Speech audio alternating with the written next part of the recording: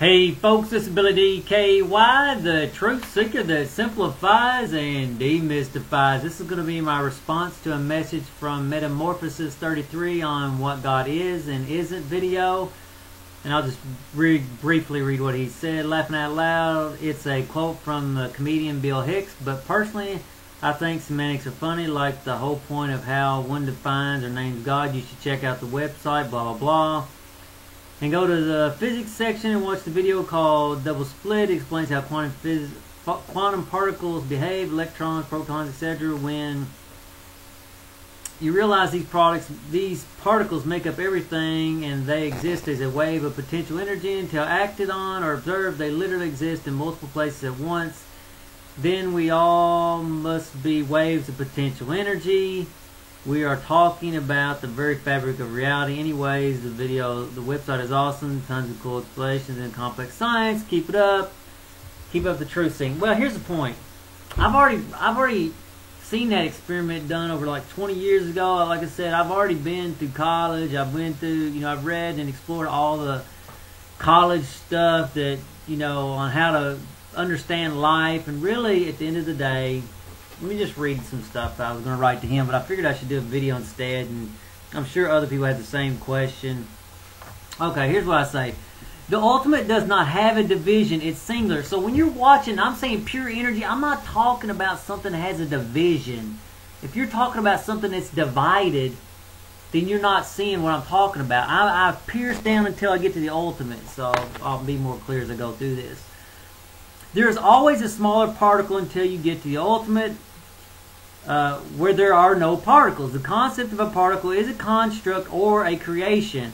Again, I'm getting beyond all the creations. Like I said, let's just go from the Big Bang forward, when there was no creations, no science, there was no laws of physics even. It was just that energy with no creations in it. And then it expanded and it created.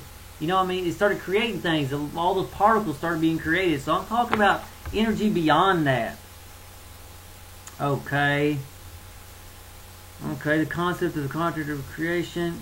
Go deeper where there are no creations. There was a time when they didn't know elements existed.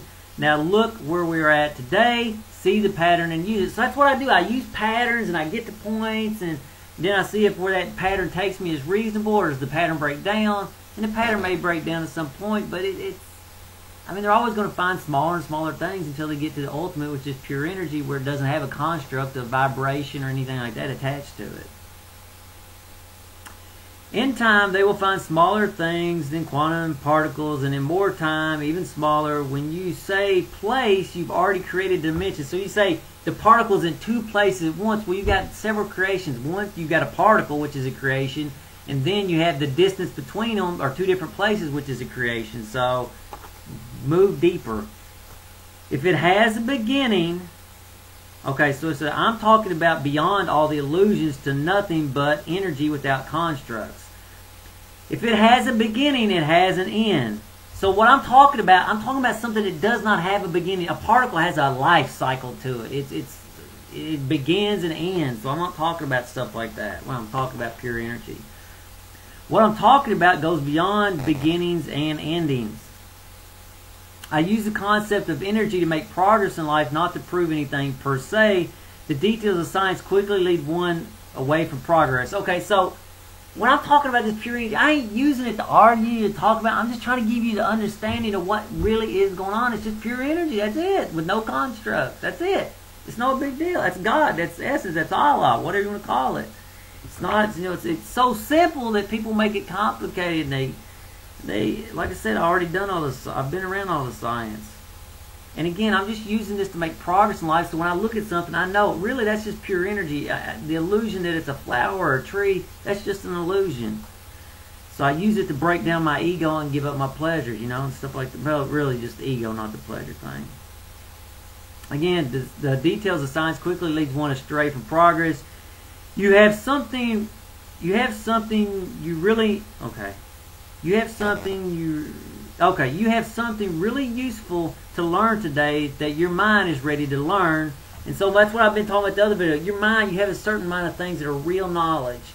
and your mind is just ready to add some little bitty thing to it, just like a tree is ready to add just a little bit of growth to it each day, a little leaf, just a little bit of growth. And that's what I'm trying to show you, that kind of growth. I'm not trying to do, like science takes you away from that growth, so it leads you away from growth. Even though it gets you ahead, it makes you think you're smarter than you are, and then that causes all kinds of discombobulation and it throws the whole pattern of growth off. It's like the flower principle. Quick, flashy results that don't lead to anything, really. So again, science typically distracts people from from that which makes me cringe. So when somebody distracts you from growing optimally, then that causes me problems. Here's what I say about science. Science has its power, but it won't take you to the highest levels. I know, I've already tried, and I've observed scientists too. But obviously, do whatever you want. It's your life. It's just friendly advice. And so if you go to the website that he mentioned, which I'm not going to mention on here because I don't have to say it and take time out. Okay, if you go to it, it's a bunch of mysticism a lot of time. It's just like in religion, they get all mystical and complicated. Woo! Oh, and God works in mysterious ways. Well, the reason it's mysterious is because you don't understand it yet. And again, like in quantum physics, when they don't understand things, it's because they don't really understand. They try to make it mystical. To me, when somebody makes something mystical, that means they don't know what the hell they're talking about. And here's a quote from Izod Hers. We call mystical a connection we feel without understanding it. So, to me, when scientists are mystical about something, just tell me the freaking facts. Don't make it fantasy land to me. You know what I'm saying? Just tell me what you know. Boom, leave me alone. That's it. I'll figure it out, or I'll realize it's a waste of my time because it's not in harmony with that little bitty growth. So again, I'm trying to lead you to grow optimally. Don't assume I'm trying to take something away from you. I'm trying to add to you.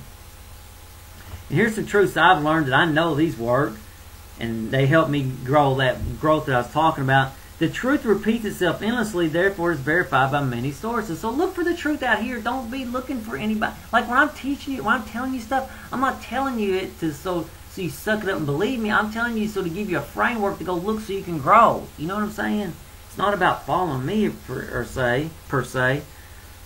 Here's another quote. You'll never know anything with absolute certainty, but with each day you follow the truth, your certainty will grow. So a lot of things that I say, they first were opinions, or maybe I seen something like that made me think that, and then I just slowly, every day I've been verifying. It's like a continuous scientific experiment. That's what this falling away growth is. It uses scientific principles along with other principles, and it's like a continual scientific experiment that's constantly readjusted based upon new information. And here's something Lao Tzu said: the depth of the sage's knowledge is unfathomable, and I'm starting to come to understand that now, because I realize people don't realize how much I really know. I make it simple and they assume that I don't know what I'm talking about. So, didn't know one of the other comments on the video from the other day is XD1RTX. He basically saying he didn't understand the connection between God and energy. So, I mean, you got to understand all the knowledge from science also matches up with all the knowledge from religion, and you got to find the connections between them. They're not different. When the Bible talks about God and the beginning and the end, they're just talking about the energy. They're not the guys that really understood what they were saying. It's all the people that follow that guy that screwed it all up. And so in science, the first law of thermodynamics states that energy can neither be created nor destroyed. They're talking about the same thing. It's eternal. The energy that we're all made out of is eternal. It cannot be created nor destroyed. It just changes form. So there is no... The only division between what science and religion is saying is within the human mind. It's not in reality. You know what I'm saying? It's only within the human mind. It's only within your own understanding that the division exists. And that's all I'm trying to do is bring clarity where there once was confusion. So, and again, on my weight, he claimed something about my weight. Look, I eat over 2,000 calories a day on average. I eat plain and simple foods. I eat foods like this. I eat different than you do. I eat plain and simple, and that's what I try only to eat. And that's why I look different than you. That's why I think different than you. And that's why I attain higher levels. If this is the kind of food you're eating, oh, Billy, but this is better foods. Look at the pretty packaging.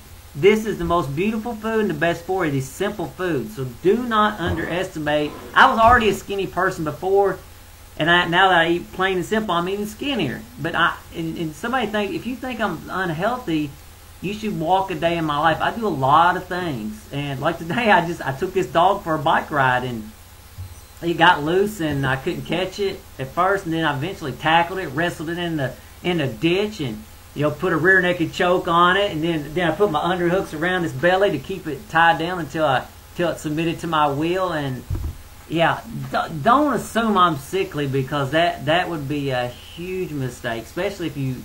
I'm not saying you're threatening me with violence or anything, but people, when guys see me on the street, the majority of them don't assume I'm weak, and if they do, they'll quickly find out when they feel the spirit, when they feel looking in my eyes and they see nothing shaking. They're like, holy shit, man, this guy's the head nod me real quick. So I'm not sickly.